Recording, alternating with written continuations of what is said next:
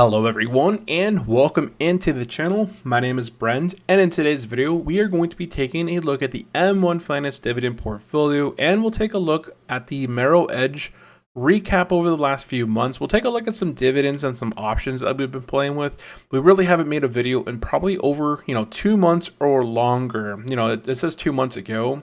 But there's always those weeks in between where it's not quite 3 months, so it could be 2 months, it could be almost 3 months.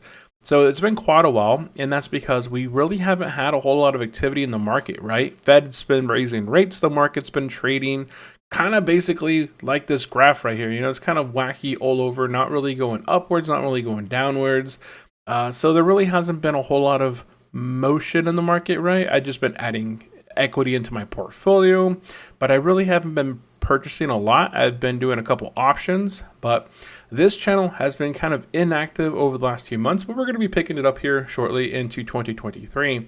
I have been streaming quite a bit on my other channel. I do have another channel called Unchallenged Gaming. We got to about 3.2 thousand subscribers over that way, and that is a channel where I primarily go live over there. So I do stream Monday through Friday, Monday, Wednesday, Friday. Right now we've been playing World of Warcraft and Minecraft, so if you do have questions, comments, you guys can always pop over there and say hello. But yeah, that's always available for everyone out there, just to kind of pop in there. So what we're going to be taking a look today is, first we're going to be taking a look at the M1 Finance account, and then towards the end we'll jump over and take a look at the Merrill Edge. I have a couple screenshots just over the history over the last few months that we'll go through, because I really haven't been making a lot of purchases overall. So starting with the M1 Finance, we'll take a look at the overall performance of our portfolio. So you can see here that the markets today are negative. I really haven't popped into the portfolio in quite a while. And when I did log in here and I saw that my balance was 47,000, the last time I made a video, right, we were down at 42,000. So there has been $5,000, difference between capital gains and equity that we've added into this portfolio. So that was just 2 months ago, and here we are. If we go to our invest tab, we can see here that we have $1,832 in buying power. So between over the last few weeks or months, we've been adding equity into our portfolio, but we really haven't invested it. So that's where about $1,800 of it comes from. And you can see our current portfolio value sits at $45,240, which I don't know if this is an all-time high. I'd really have to go back through my history of videos, but our overall return is nearly at all-time highs once again. So I think that's kind of where the market overall is, I believe, or it's maybe not at all-time highs. I'd have to go back and take a look at the 3-year. And yeah, this portfolio, the S&P 500 is not yet quite near all-time highs, but overall, our portfolio is sitting up there very nicely, up 60.01%. We're nearly at $4,000 of earned dividends. So maybe at the very end of this year, this portfolio, I believe, will hit, let's see here, 2018 is when we started. So it's at 4 years. So in January 7th of 2023, this portfolio will officially hit 5 years old, and it has made about $4,000 in dividends. And the market gains, they kind of fluctuate up and down, but overall we're about $7,170 roughly. So our best performers, probably Apple. Yep, there's Apple up at the top, 216% gain. AbbVie has been making a comeback here over the last few weeks and months. This one had been actually in the double digits, so it's nice to see that one's kind of popping back up here at 139%. Lockheed Martin, this one had flip-flopped quite a while here in 2022. It was down in the 60% range, and now it's back up at the 120. So it has definitely been putting on a bit of performance. Taking a look through here, Cisco is one that we added into our portfolio this year. That's up nearly $700 in that position, 90% gain there. A couple other names that we added here in 2022. I think Siggy in early 2022 or maybe 2021, somewhere along those lines. I don't know if some of the other names, I kind of forgot. It's been quite a while since I've really looked at my portfolio. So, I have one of those portfolios where I set it and kind of forgot it. So Waste Management's another position that we recently added in this year. I kind of remember that one. Some of the other positions here in the red, we can see Stanley Black & Decker. Really, no one's going out there and buying power tools. With inflation kind of driving all the costs up, and not only the cost of tools and and goods, but the services that come along with, hiring people that use these tools and stuff. So, it's gone up in price. Digital Realty Trust. So a lot of these are REITs, right? Digital Realty Trust, IIPR, Essex Property Trust. These are all real estate investment trusts. Clorox. They've actually came back up a really nice amount. For a time, I had about $2,000 invested in them. They were at $1,400, $1,500 for quite a while. They've actually been popping up to the upside. Essex Property Trust is kind of interesting. This is a multifamily real estate investment trust. So this is one I probably would look at to kind of add more equity right now. But there's been a lot of discussions right now as far as real estate goes that we've had kind of hit that peak. I have seen prices here locally beginning to kind of fluctuate to the downside, as well as rates continue to rise. I think we're 6 to 7% rates in most cases, even with really nice, what are they called, credit scores, 800 credit score, you still get like a 6% rate. So they're still pretty expensive. And real estate prices are beginning to kind of crack and kind of showcase that, hey, not everyone's willing to pay this high amount with this crazy 6 or 7% rate. So I think real estate overall, even multifamily homes and rentals and such like that. So that's the overall performance of the portfolio. Now diving into number 2, we usually take a look at the weekly performance. We're going to look at the monthly performance because it has been quite a while since we've done a month. Actually, we'll go with the month. So for the month, we're up about 6.02. So if I go here and go to the 1 month here, so this, I'm kind of going at this blind with you guys. I really haven't taken a look at any of this. So our portfolio is up 6.02%. A lot of it comes from Starbucks, Lowe's, and Avi. Digital Realty Trust has been making a bit of a comeback. I think this is one I didn't add more equity into just because when I had looked into it a bit more. Oh no, IIPR, that was that one in the MJ industry. And they had some issues with some of their clients not paying rent or something along those lines. So looks like they are beginning to kind of pop up out of those lows. I didn't see where they were overall. Maybe I didn't pay attention there. They're down only 29%, but I think they were down 60 to 70% at one point. So they've been recovering here. Our worst performers over the month, Main Street Capital, only down 3.33, Realty Income, and Siggy Selective. So we have Realty, BDC, Real Estate Investment Trust, and an insurance company with raising rates. Hey, these are the ones kind of most affected. You can kind of see these top four, the bottom fives, even JP Morgan's affected by higher rates. You'd think that banks would be better with higher rates, but if no one's going out there and get a loan through them because they're offering these high rates, they might go to a local credit union where they can get a lower rate or just, a more in-person loan. So these companies here as rates are rising just could be affected a bit more. So 6.02, let's take a look at where the market is overall the last month, 6.05, so right on track. The Dow Jones, 4.76, okay. And the NASDAQ up 7.3%, but we can see that all of these are still down pretty much year to date. Year to date down 16.10, year to date down 6.58, year to date down 29.16. Now, I don't know where I was, let's see, we're in December, right? So it would be roughly in December.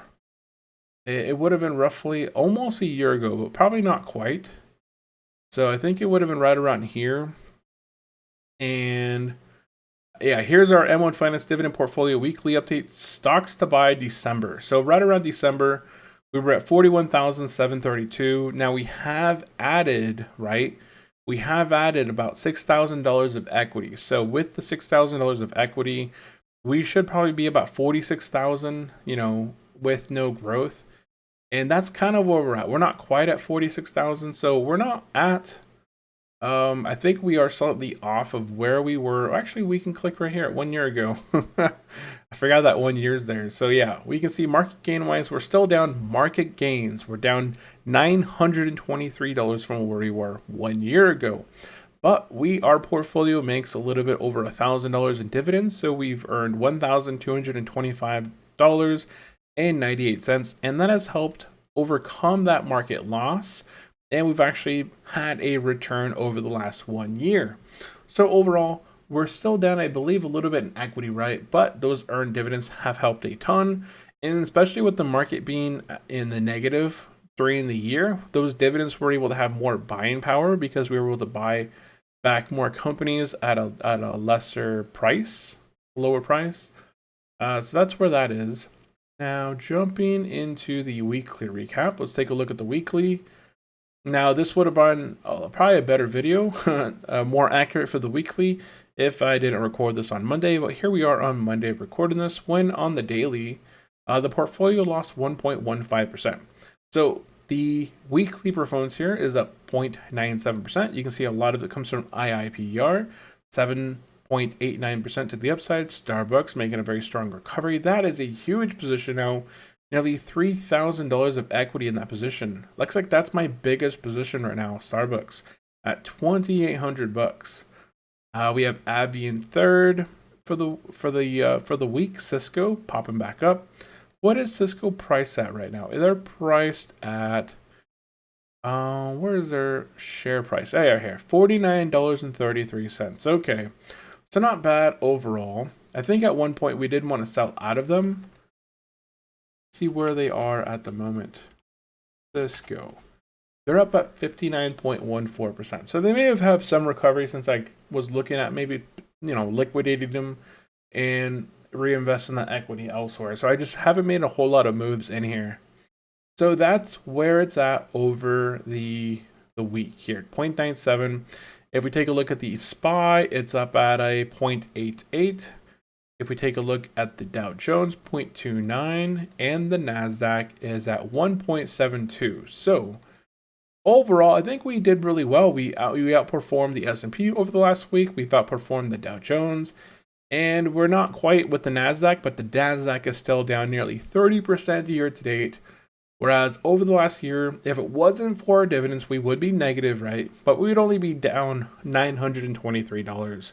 So I think overall, I'm pretty happy with the performance of this portfolio. It's really held up really well during the year. Our funding history for this year, we're missing about, how much is this?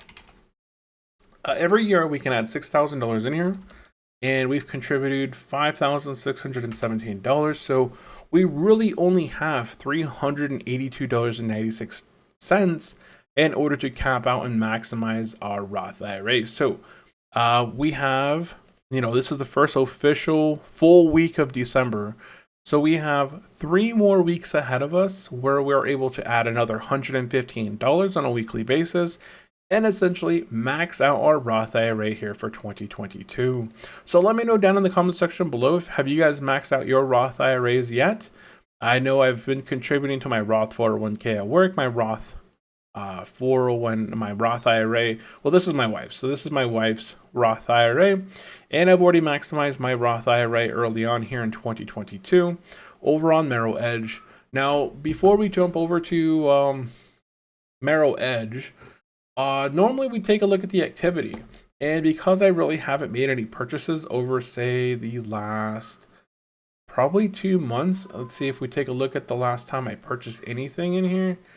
That would be back in September 12th. We sold out of Lockheed Martin. We took a little bit of equity out of Lockheed Martin. We put it into Lowe's and Pfizer.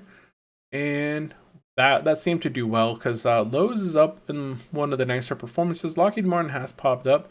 I'm not sure where they have done overall, but you can see that there's quite a bit of dividends as well that have flown into this portfolio. There's Main Street and Stanley Black & Decker. There's quite a few in here. There's a little over $20 right there. Another over $20 right there. There's 30, 40, there's looks like maybe $60 or $70 within here. There's already $100, another $20 right there. And there's another, 30, nearly 30-ish. So there's been a continuous flow of dividends coming into this portfolio, regardless if I'm watching it or not, right? So that's the great thing about dividend portfolios. Regardless of what you're doing, you could be off and about, and as long as you have a really strong portfolio built, the dividends are going to be continuing to roll in. I could have had this just been auto invested this whole time, but I just let the equity kind of sit on the sides, simmer. We're kind of simmering those onions, waiting to invest, I honestly wouldn't mind buying a bit more of S6 Property Trust. This is one that I am interested. I do want to look into it a bit more and see if maybe there's maybe more opportunity out there that could be a better, better investment for my money. Because overall, that's what you want. You don't want to buy just things just to buy it. You want to buy stuff that's going to benefit you long term in your positions. Now, our dividend income really hasn't moved a whole lot since where we tracked it last. So our last update was at 45,241. So 45,240 round up to 241. So this portfolio is still sitting at around a yield of yield on cost of 3.26%. So this is the one we're looking at because this is the yield of our current cost to buy our portfolio. So it's a nice 3.26. Our annual income is about $1,297. And if we look at the yearly, if we go back to our portfolio, click on the 1 year, which you look at that, $1,225. So it's very, very accurate. We have the remainder of December to get paid out some dividends. Here in December, upcoming dividends we can kind of take a look at here. In December, we roughly get about $83 in dividends. It's not our biggest months, but we should get roughly $83 in this month.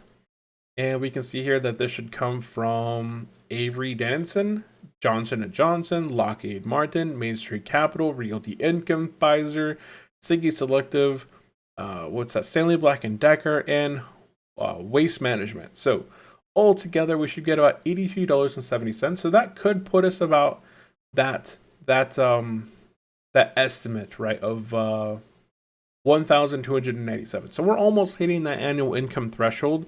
Into 2023, we might begin to raise this a bit higher. Right? We have equity kind of sitting on the side as well. That can raise our annual income up probably $10 to $40, anywhere in that range, depending on what we purchase. So we'll kind of see where this portfolio sits here in the future. So that is the M1 Finance portfolio. Now, really quickly, taking a look at where the Merrill Edge portfolio is at. Now, M1 Finance is my dividend individual company holdings. My Merrill Edge portfolio, I have within it mostly ETFs. I own about 200 shares of VTI. So I have a VTI within like a Roth IRA, VTI within an IRA, and that's basically all I invest in. So VTI paid me $79.40 in dividends from one account, and the other one have a little bit more than 100 shares, so that one paid me $91.31 in equity. And then I have SPY in my taxable account. I think I have a little over 403 shares of SPY. That's $635.75 in dividends on a quarterly basis. So every quarter here, every 3, 6, 9, 12 month. So here VTI is going to be paying me out again. It hasn't paid me out yet for December, but towards the end of December, I'll get about $170 in dividends from VTI. SPY pays me every 4, 7. No, it's 1 4 7 11. I think it is 1 4 7 11, somewhere around there. So they pay out $635 every quarter.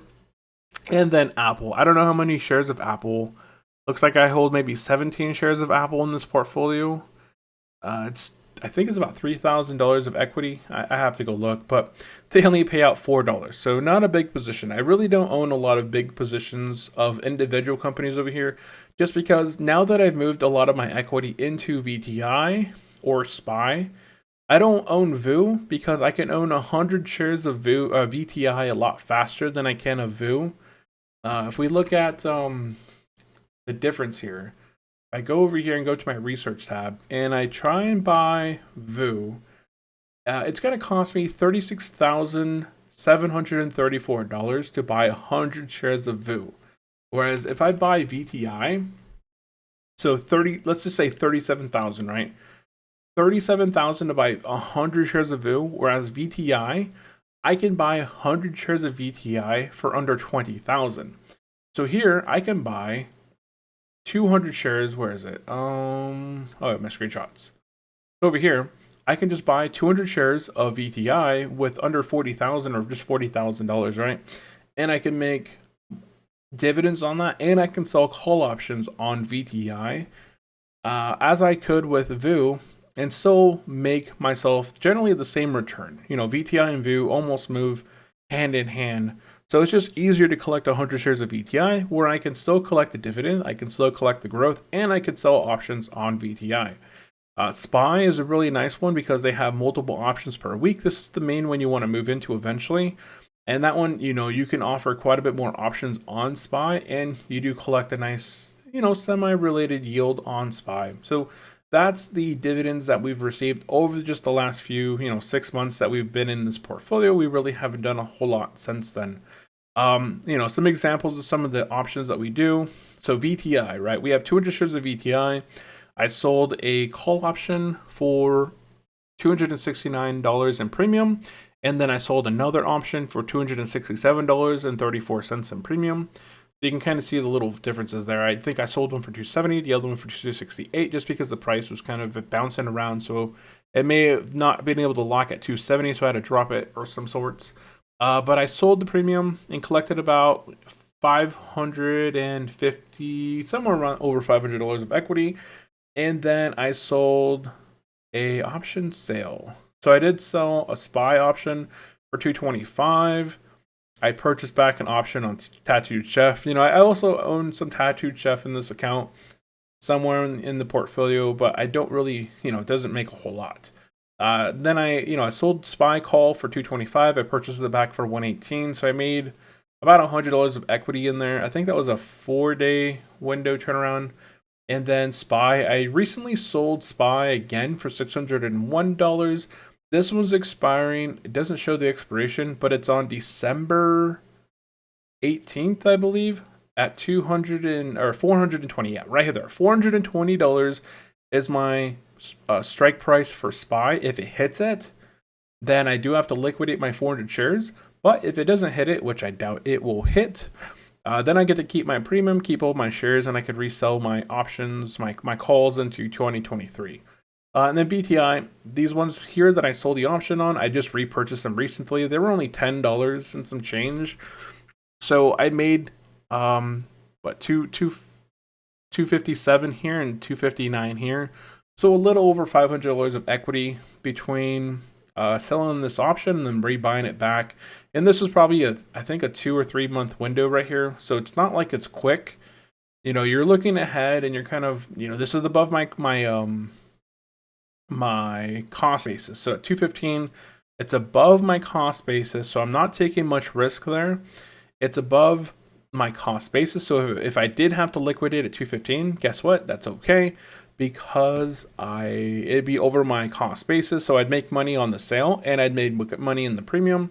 My option on SPY, I think my cost basis is at 420, 425, somewhere around there.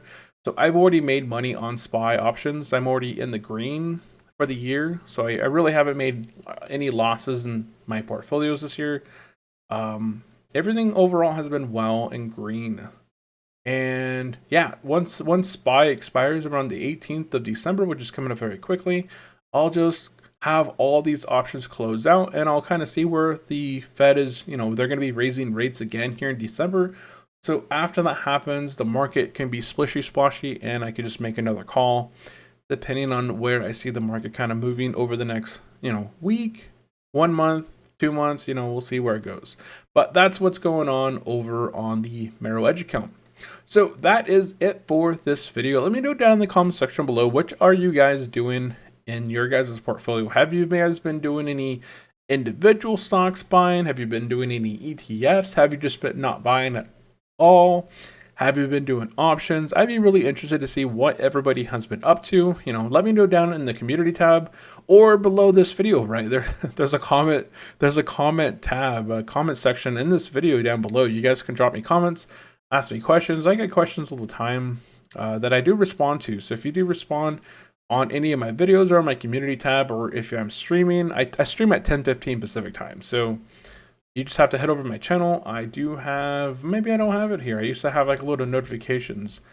But I do stream over there at 10:15 Pacific time. So it's pretty late West Coast time, but that's where I live, and that's when I have time available to kind of make videos and streams. So that is it for me, you guys. I do appreciate everyone tuning in today. If you guys have any comments or questions, drop them down below. Otherwise, I will see you guys in the next video. Bye-bye.